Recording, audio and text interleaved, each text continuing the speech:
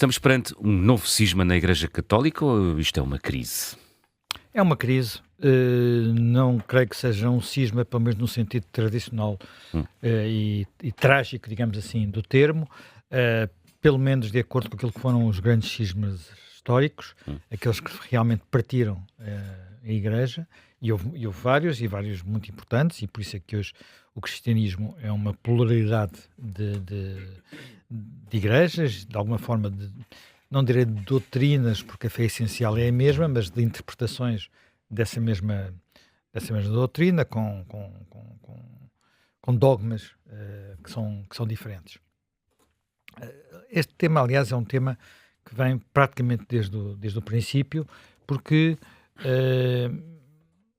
nós não temos, quer dizer, Jesus Cristo não deixou nada escrito. Aquilo que foi a sua pregação é-nos transmitida por pessoas que assistiram ou que ouviram,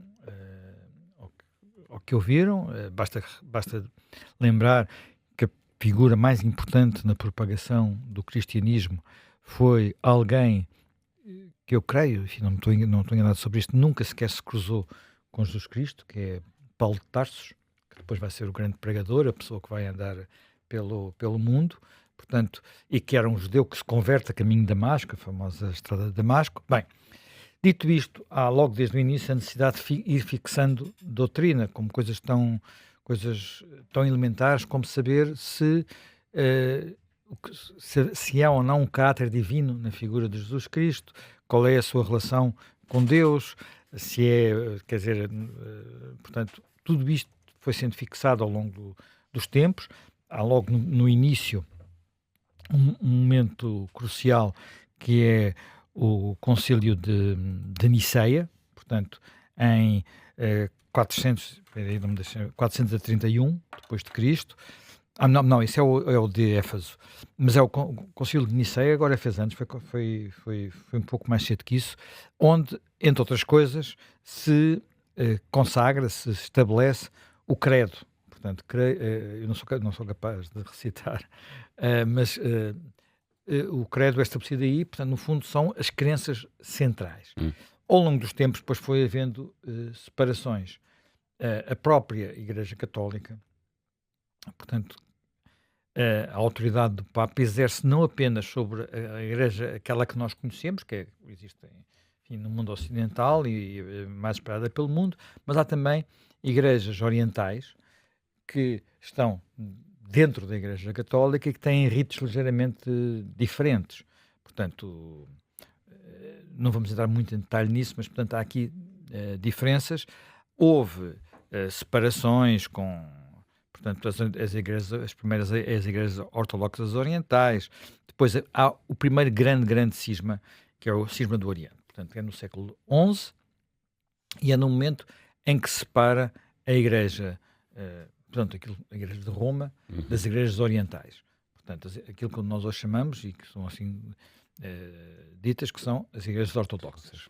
Portanto, quer dizer, as mais conhecidas são a da Rússia, mas também há a grega, enfim, há várias igrejas Uhum. ortodoxas também, e inclusivamente, falámos disso aqui um bocadinho quando se iniciou a guerra da Ucrânia, mesmo dentro da igreja ortodoxa há variações, há muita uma ligação por país, e portanto não é exatamente a mesma coisa a igreja ucraniana e a igreja... E na Ucrânia há uma igreja católica de rito oriental.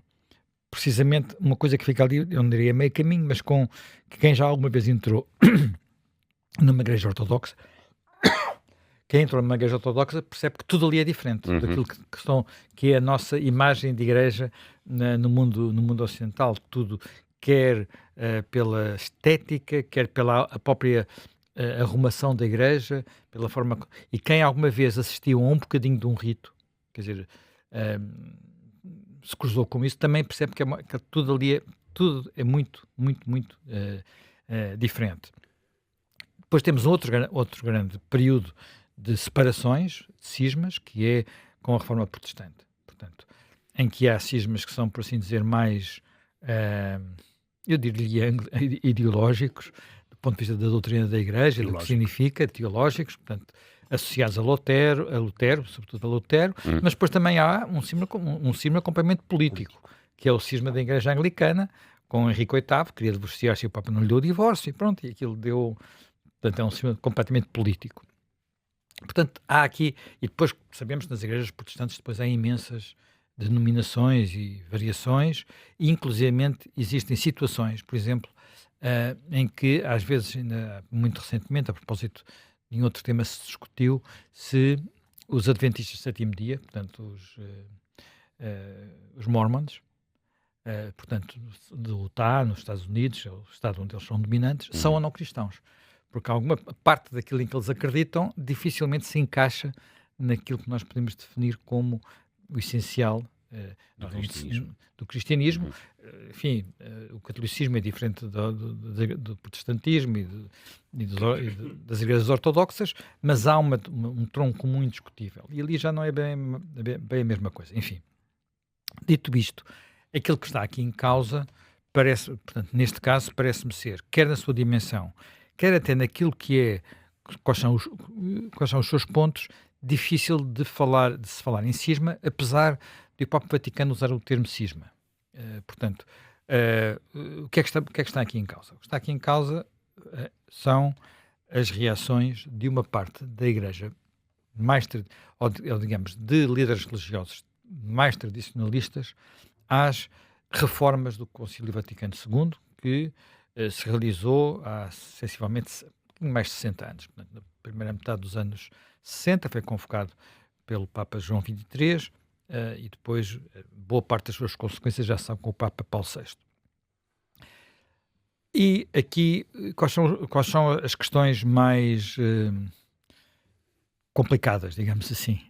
Há as questões litúrgicas, liturgia sobretudo, da forma como se reza a missa, já vamos a elas, mas depois há outras questões que são, que eu diria que são mais difíceis.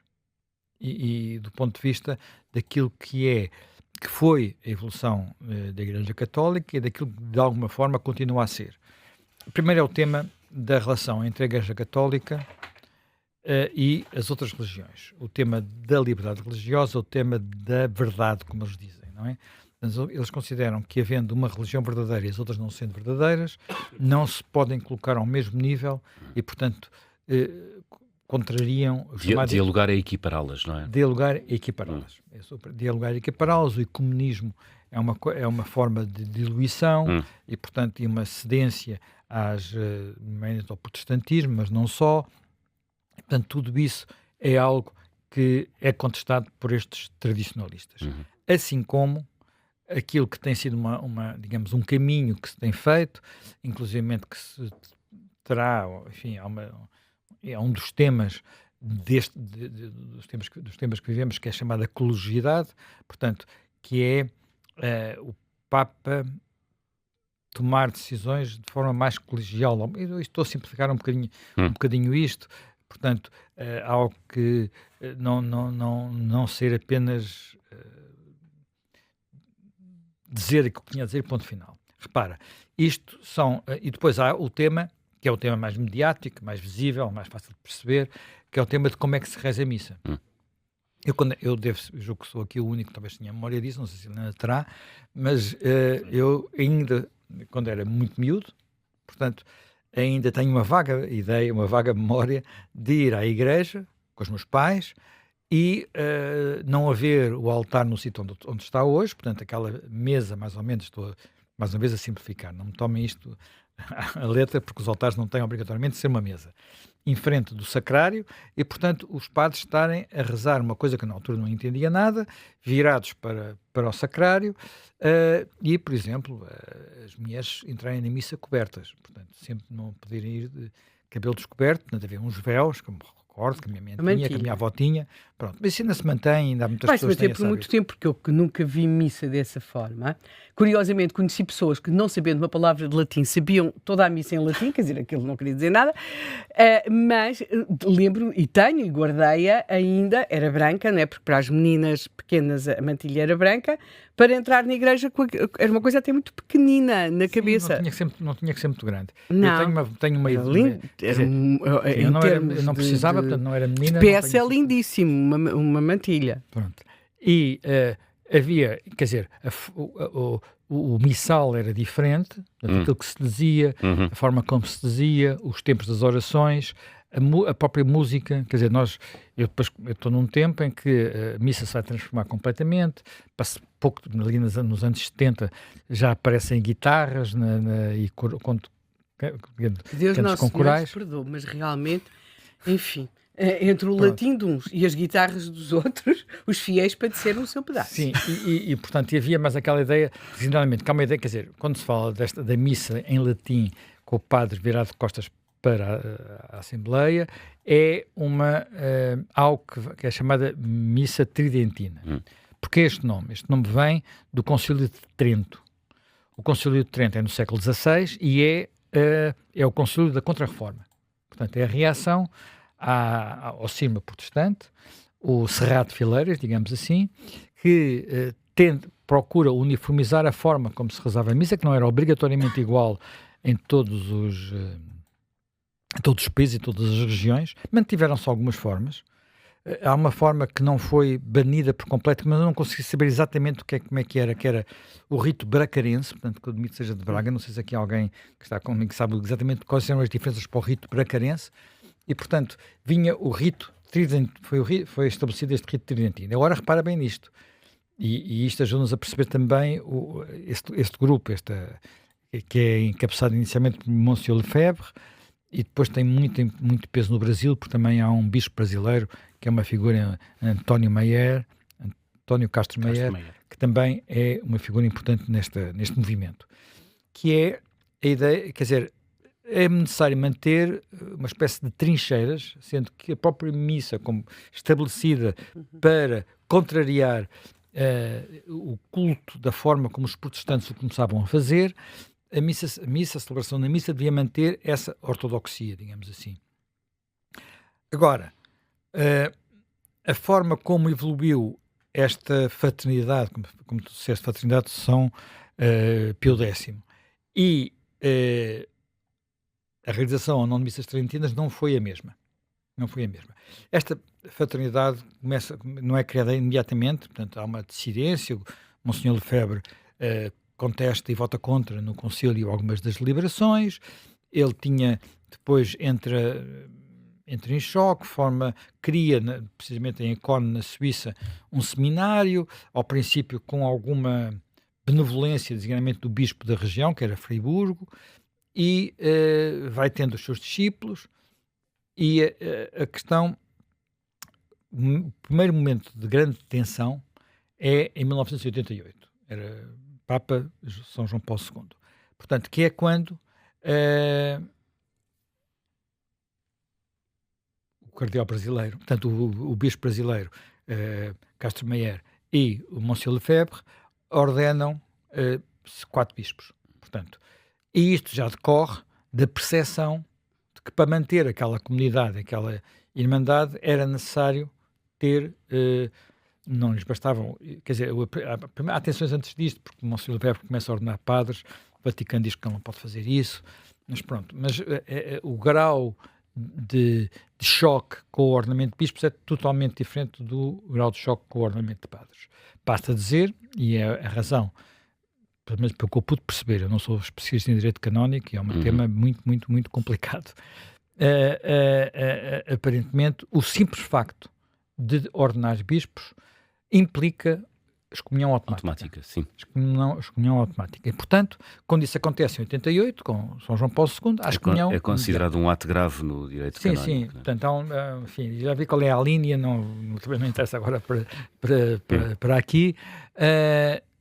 Curiosamente, portanto, a Igreja, o Vaticano, considera que houve excomunhão, os lefebristas dizem que não, porque não houve uma decisão, consideram que não é automático, tinha que haver uma decisão formal do Vaticano. E nisto se andou até que, com muitos elementos, há momentos em que uma parte dos membros desta Irmandade abandonam a Irmandade e juntam-se novamente à Igreja, a antigos membros. Isto acontece com alguma regularidade e há vários momentos que isto acontece, particularmente no Brasil. e chegamos ao princípio da década, já com Bento XVI, 2009.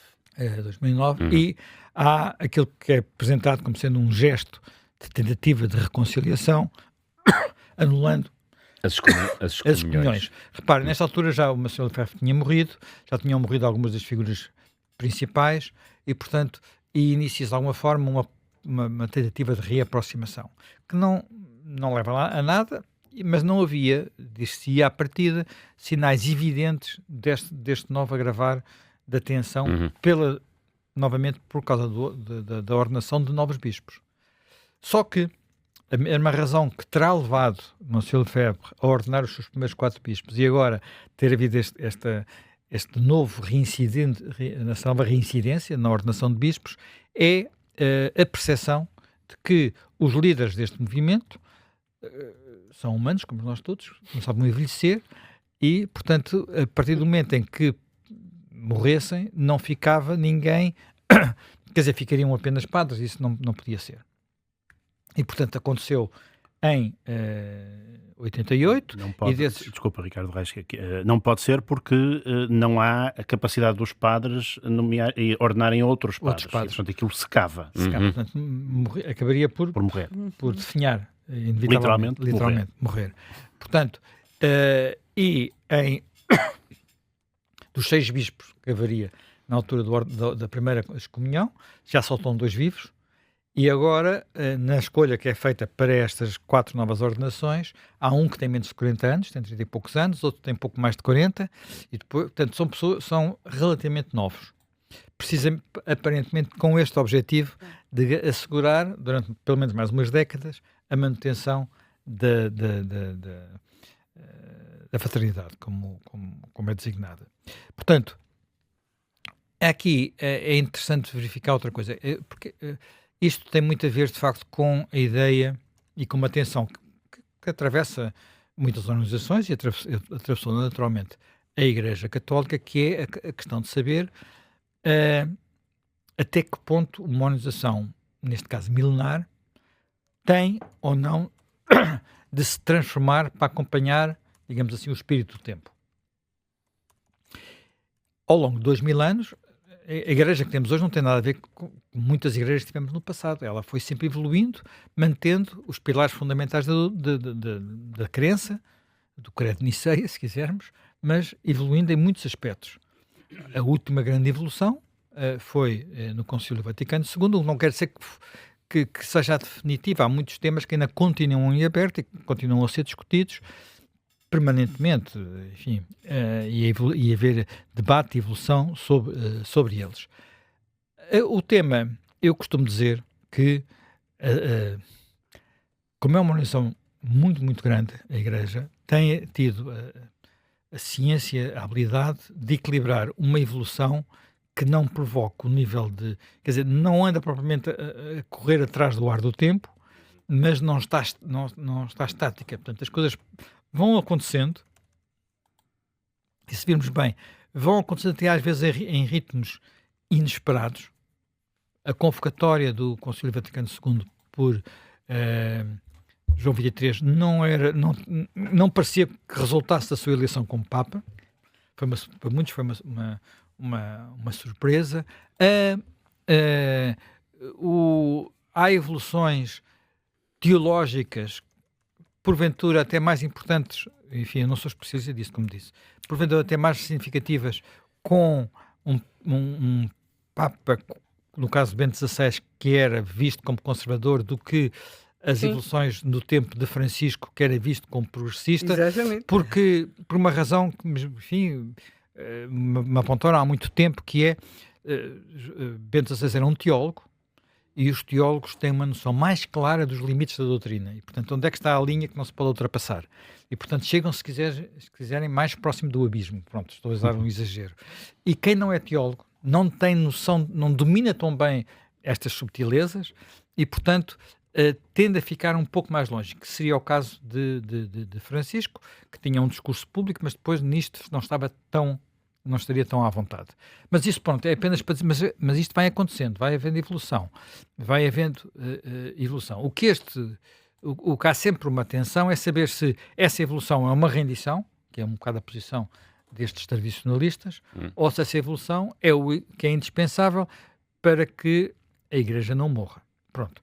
Neste momento, de facto, este grupo é um grupo com alguma, digamos, que apesar de tudo tem algum peso, portanto, não é um grupo gigantesco, mas tem algum peso. Estamos a falar de 723 sacerdotes, estamos a falar de 256 seminaristas, portanto, não é uma coisa que esteja seca, como aqui Aliás, dizia os números apresentam crescimento, não é? Eles falam em crescimento. Os números apresentam crescimento, não sei pronto, em relação ao passado. Aquilo basicamente, enfim, eu vi números de 500 mil de seguidores, 1 milhão de seguidores, enfim, não sei se serão exatamente isto. O ano passado há uma coisa que eles fazem com alguma regularidade, que é uma peregrinação Paris a Chartres, e a do ano passado foi muito, com muita gente, 19 mil pessoas, muito grande, a maior de sempre. Portanto, é difícil ter uma ideia claríssima de qual é a dimensão. Mas mesmo assim, mesmo que fosse 1 milhão, estamos a falar de 0,06% do total. Mas havia ali alguma coisa muito impressionante. Eu vi as fotografias, até porque eles divulgaram muito, até a imprensa francesa. Porquê? Porque a França é um país, pode ser um país laico, mas é um país messiânico, não é? E, portanto, aquelas fotografias no país da Joana d'Arc e do Pétain, do De Gaulle, têm ali algo de... A pessoa olha para ali e está a ver história, não é? E eram muito miúdos, eles eram muito jovens, e aquele caminhar, lembrava outras coisas, não é? E, portanto, acho que há ali... E não é por acaso, eu gostaria de perceber a questão da França. Porque aquilo tem um aspecto que é, estes grupos têm muitas vezes algo que dá, que é, por um lado, como é habitual, tem uma formação sólida, portanto eles têm muitos seminários e a formação é muito rigorosa, depois tem obra social e depois tem sobretudo algo que muitas vezes é muito confortável, é um motivo de conforto, que é solidez doutrinária, portanto não andam ali a hesitar, têm solidez doutrinária. E desse ponto de vista, aquilo que agora aconteceu, quando novamente há uma ordenação de padres, eu já ouvi pessoas dizer, mas também, porque é que excomungaram estes 6 bispos, não é? Ou 2 bispos mais 4 protobispos, não sei como é que isto se designa exatamente, pronto. E não fazem nada, por exemplo, em relação ao que está a passar na Igreja Alemã, que está sempre a pisar o risco no que diz respeito ao choque com alguns aspectos que neste momento, quer dizer, uma questão é aceitar os casais homossexuais, outra coisa é dar-lhes o sacramento do casamento. Portanto, e há aqui uma tensão permanente. Só que a Igreja Alemã nunca passou pelo lado nunca pisou o risco. Está a forçar a linha, por assim dizer, está a tentar evoluções que não são ainda aceites, não quer dizer que venham ou não venham a ser, mas que não são ainda aceites pelo Vaticano. Repara, nós estamos a falar, são aqueles temas que às vezes, enfim, para quem não é membro da Igreja, não é crente, podem parecer bizarros, mas que têm a ver precisamente com este tema, quer dizer, por exemplo, o caso do casamento, que é indissolúvel, de acordo com quer dizer, aliás é a razão até do cisma com os anglicanos, precisamente por causa da indissolubilidade do casamento. As pessoas às vezes dizem, mas porquê? Não é esse o espírito do tempo, mas é esse o princípio, que aquilo é um sacramento, não é apenas um ato jurídico, é um sacramento, e portanto tem um lado sagrado, e desse ponto de vista não há uma vontade humana que possa superar esse sagrado. Podemos concordar ou não concordar com isto, mas isto tem uma lógica, não é uma bizarria, não é uma coisa que surge apenas porque há umas pessoas que entenderam desta forma. Tem uma estrutura interna que tem com uma lógica. Portanto, dito isto, veremos como é que isto evolui. Eu não creio que haja, portanto, um impacto muito grande. Como disse, aquilo tem algum peso no Brasil, algum peso nos Estados Unidos, continuam a construir templos, até enfim, não sabia, mas soube agora que até em Lisboa recentemente abriu uma capela, em Marvila, portanto não é uma coisa muito central, não sei quantos é que haverá em Portugal, não devem ser muito numerosos, mas isto não quer dizer que em Lisboa não se possa assistir à missa tridentina, porque ela não tem que ser, apenas rezada pelos membros desta fraternidade. Quem gostar de uma missa antiga, tradicional, penso que uma vez por semana em Lisboa, na freguesia de São Nicolau, há uma missa tridentina. Porque isso é dado, portanto, houve uma altura em que era quase tabu, depois houve a abertura da parte do Vaticano, e agora, havendo autorização do Bispo, pode haver, não é? Mas, portanto, não é no sentido de haver uma imposição totalmente diferente, não é? Eu não sei se a nossa missa tridentina, por exemplo, inclui algo que fazia parte digamos, do rito mais tradicional, que é música gregoriana, até porque uma das razões curiosas, porque o Concílio de Trento regressa à música gregoriana, é porque de repente estava-se a começar a ouvir Bach, música barroca. Que era protestante. E, portanto, tudo isto tem uma história, e essa história é fascinante. Agora, é um tema que, eu creio que para os próprios, mas muito também pelo que percebe, pelas que são as declarações do Papa e dos Papas anteriores, é um tema que é sempre doloroso. Agora, estamos longe de uma contestação direta à autoridade papal, porque esta fraternidade continua a reconhecer a autoridade papal. Contesta, diz que o Papa tem enganado, tem que ter cuidado, tem que corrigir o rumo.